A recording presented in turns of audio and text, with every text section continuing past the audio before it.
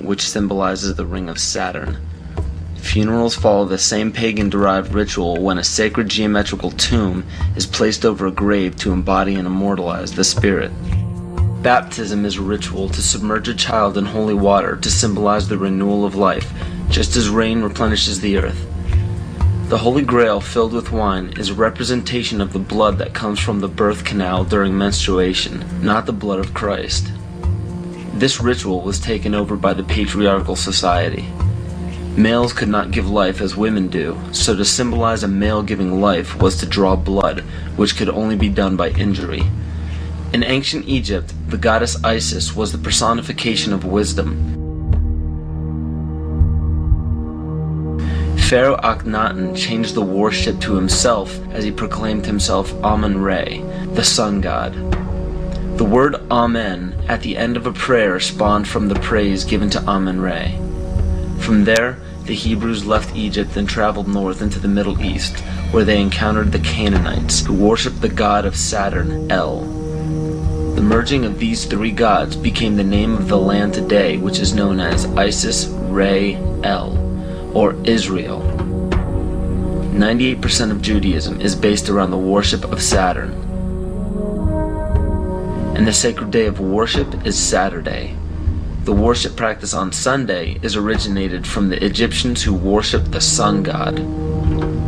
Most people simply pass these things off and never question their origins, but this just scratches the surface of the pagan influence over the present day. It is not just found in religions, it is found right here in our own backyard.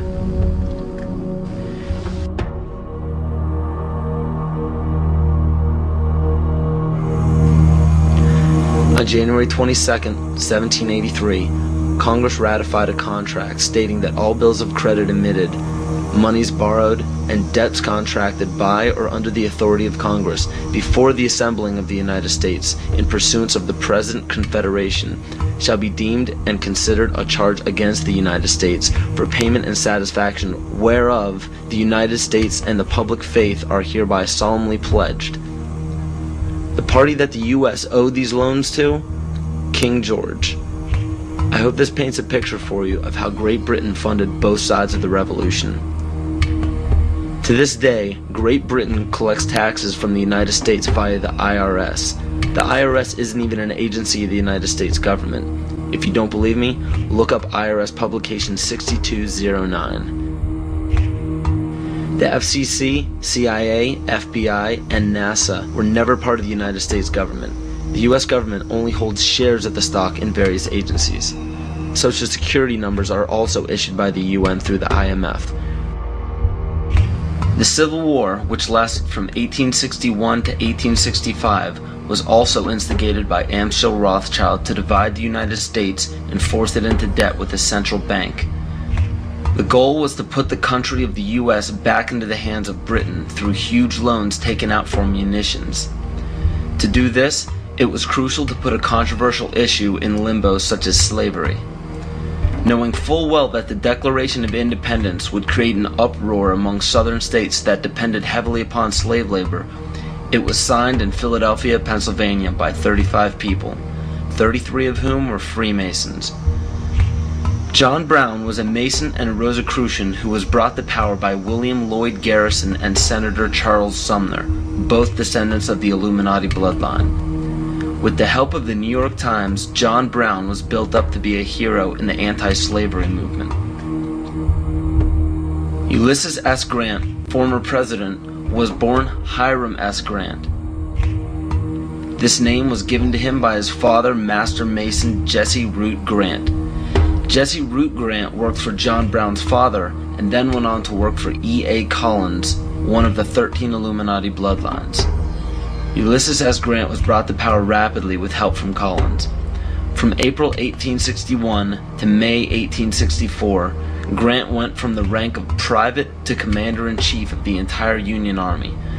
Once Grant was appointed president, his cabinet consisted of 8 Freemasons, including Alphonso Taft, which was William Taft's father, who was also an ancestor of Bill Clinton. Jonas Mills Bundy was one of the 13 Illuminati bloodlines, who was also the presidential advisor to Grant as well as the next 2 presidents. and cabinet member Columbus Delano was Franklin Delano Roosevelt's grandfather.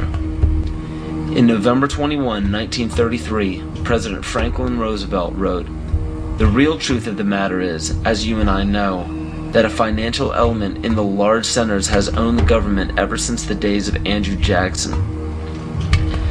Abraham Lincoln's father was A.A. Springs, who was part of the Rothschild dynasty. Lincoln's half-brother worked for Louis Pasteur in the Merovingian dynasty, which was the 13th Illuminati bloodline. Pasteur also owned Jekyll Island, which was where the Federal Reserve Bank was created. In the mid-1800s, Abraham Lincoln and the Whigs were trying desperately to keep Andrew Jackson from establishing a gold standard called the Independent Treasury System. Lincoln and his party fought to set up a central bank, making such public speeches as, "Under a gold and silver standard, all will suffer more or less, and very many will lose everything that renders life desirable." This statement resounds elements of scare tactics in this speech and other speeches on the matter given by Abraham Lincoln. They give no real evidence or explanation. In the early 1900s, after a failed attempt for Woodrow Wilson to set up what was called the League of Nations following World War I, Wilson and his advisor, Colonel House, set up the Institute of International Affairs. This institute had two branches, one set up in England called the Royal Institute of International Affairs, and the Council on Foreign Relations was incorporated as the American branch in New York on July 29, 1921. Founding members include Colonel House, J.P. Morgan, John D. Rockefeller, and a few others. A national income tax was declared unconstitutional in 1895 by the Supreme Court, but a constitutional amendment was proposed in Congress by Senator Nelson Aldrich. This makes much more sense when you notice that Nelson Aldrich was also known as being the authentic voice of J.P. Morgan and later married into the Rockefeller family. Today, 27 to 35% of American workers' pay is taxed, and this money goes to a central bank called the Federal Reserve, or the Fed. For those of you who are unaware of the Federal Reserve Bank and what it is capable of, it is a non-government-owned bank that provides the U.S. with all of its currency. They control the inflation rate by the amount of money in circulation. Yet the most amazing aspect of the central bank is the suspension of specie payments, in which the Fed can refuse to pay their obligations, yet taxpayers must pay their debts or go bankrupt. In other words, the suspension of specie payments is the central bank's right to breach a contract with no penalty whatsoever. In even simpler terms, it's called theft. How is it that the Fed is allowed to breach any contract they wish without penalty from the government? The answer is simple. The Federal Reserve Bank has power over the government instead of under it.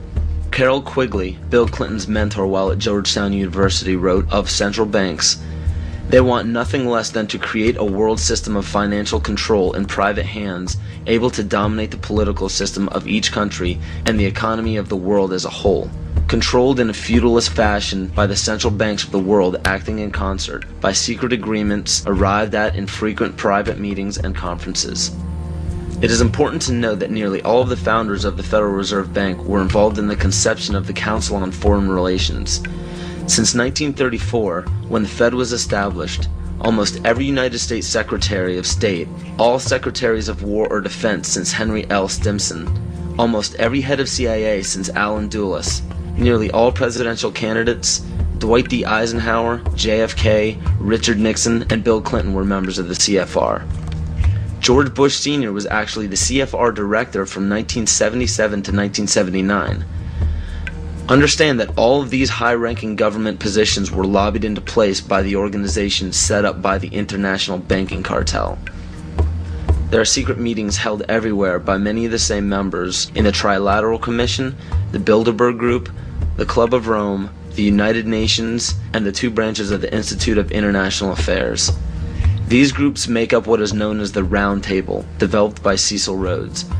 Other offshoots or preliminary groups are the Bohemian Group and Yale University's Skull and Bones organization, which we all know George W. Bush, George Bush Sr., and John Kerry were all a part of. Most every meeting by these groups are attended by the most powerful government officials, corporate leaders, media moguls, and royal families in the world. These meetings are held in secret and not a word of them reaches the mainstream media.